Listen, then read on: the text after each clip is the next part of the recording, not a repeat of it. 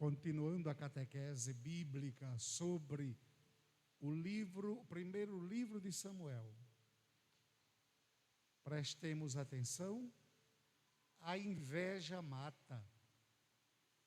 Ainda hoje, a inveja mata. Vocês lembram que Deus não queria um rei, porque ele era o rei de todo o povo, mas o povo queria um rei. Samuel relutou.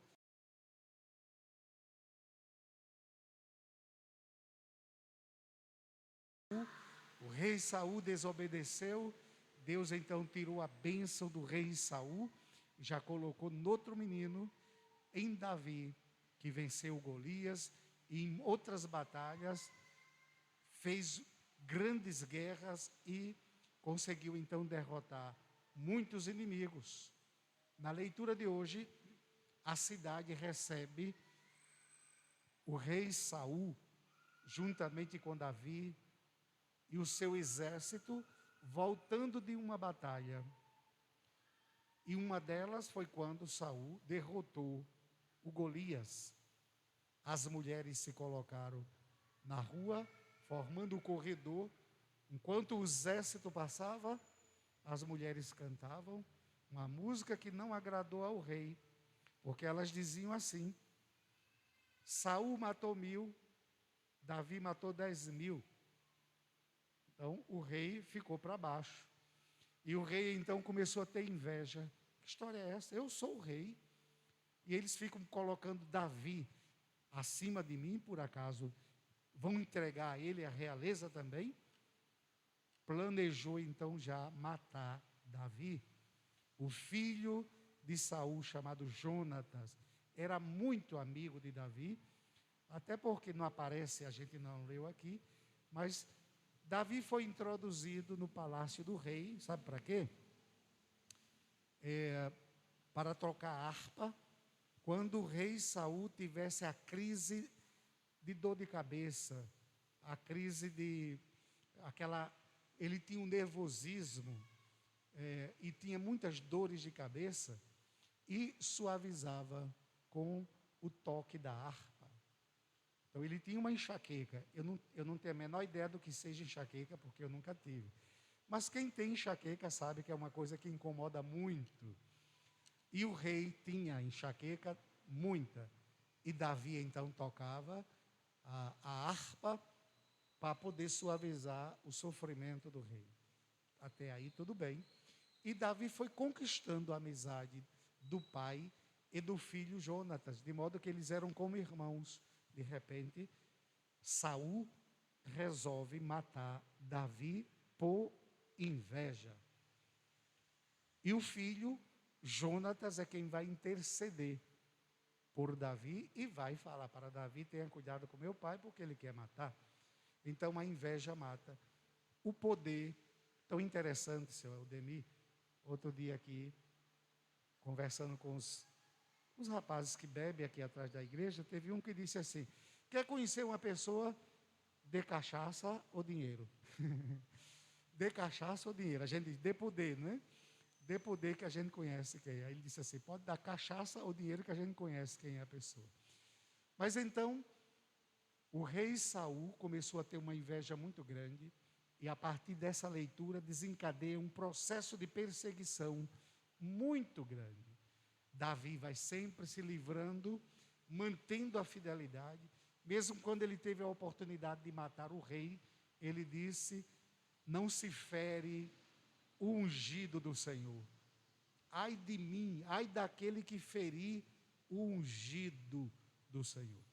Assim, Davi vai escapulindo da perseguição do rei Saul, até que o rei Saul entra em combate contra os filisteus, é morto, e pronto, é quando Davi vai subir então ao poder. Toda essa conversa para lembrar para todos nós que a inveja mata. Grande problema quando se tem um vizinho invejoso, uma vizinha invejosa. Quando se tem um amigo que de repente o amigo começa a ter inveja da pessoa. Aí começa a falar mal, começa a perseguir, começa a espalhar mentira. E agora com o Zap, então a inveja, que é fruto do mal, ela se espalha muito mais rápido, com as mentiras, com as fake news e com tantas e tantas outras coisas. Estejamos atentos a isso. Entre vós não deve ser assim, diz Jesus. Quem quiser ser o maior, seja o servidor de todos.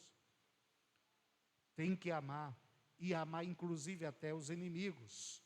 Portanto, estejamos atentos. E quando no coração da gente quiser vir aquele sentimento de inveja, de orgulho, ou então de querer ser maior do que os outros, a gente tem que botar o joelho no chão, pedir perdão e dizer ao Senhor: Senhor, ajuda-me a não me comportar deste jeito, porque não é um comportamento de quem vive o Evangelho. São Sebastião tinha o poder, mas quando ele teve contato com o Evangelho, ele foi compreendendo tudo. Nós já sabemos que ele era um general do exército e viveu num período em que os cristãos eram presos. E os cristãos, muitos foram martirizados naquele tempo. São Sebastião prendia, montava guarda, até batia, mandava bater, mas de tanto ver os cristãos morrerem cantando, sofrerem cantando, ele foi tocado pelo Evangelho. Como pode? Primeiro, que Deus é esse que deixa os seus seguidores morrerem. Segundo, mas que fidelidade desses seguidores desse Deus que morrem por causa do seu Deus e morrem felizes, têm alguma coisa, acreditam em alguma coisa além da morte. Ele vai conversando, vai sendo evangelizado aos poucos e vai, daqui a pouco ele também começa a defender os cristãos. É quando ele é denunciado, já estava contaminado pelo Evangelho, já estava do lado dos cristãos e dá a vida também por causa da fé. Então, a festa de São Sebastião, ele viveu nesse período que o martírio era desejado. Ser martirizado era o sonho de muita gente, dos cristãos. Porque sabia que com o martírio a entrada no céu era direta. Foi nesse período e um pouco mais para frente que a gente vai ter Santa Inês, que vamos comemorar amanhã, dia 21. Nós tivemos Santa Águida, um pouco mais para frente tivemos Santa Luzia e tantos outros mártires. Ou seja, quando tinham a oportunidade de serem martirizados, ninguém fugia, pelo contrário, ia de peito aberto para o martírio, porque sabia que era a oportunidade de se encontrar com o Salvador. Peçamos então a nosso Senhor que nos faça compreender a nossa fé. E diante das dificuldades, às vezes as nossas dificuldades são tão pequenas em relação à dificuldade, ao sofrimento de São Sebastião, de Santa Águida, de Santa Inês, Santa Cecília, São Fabiano, Santa Luzia, mas às vezes a gente dificulta muito as coisas. Que o Senhor aumente a nossa fé, a nossa convicção.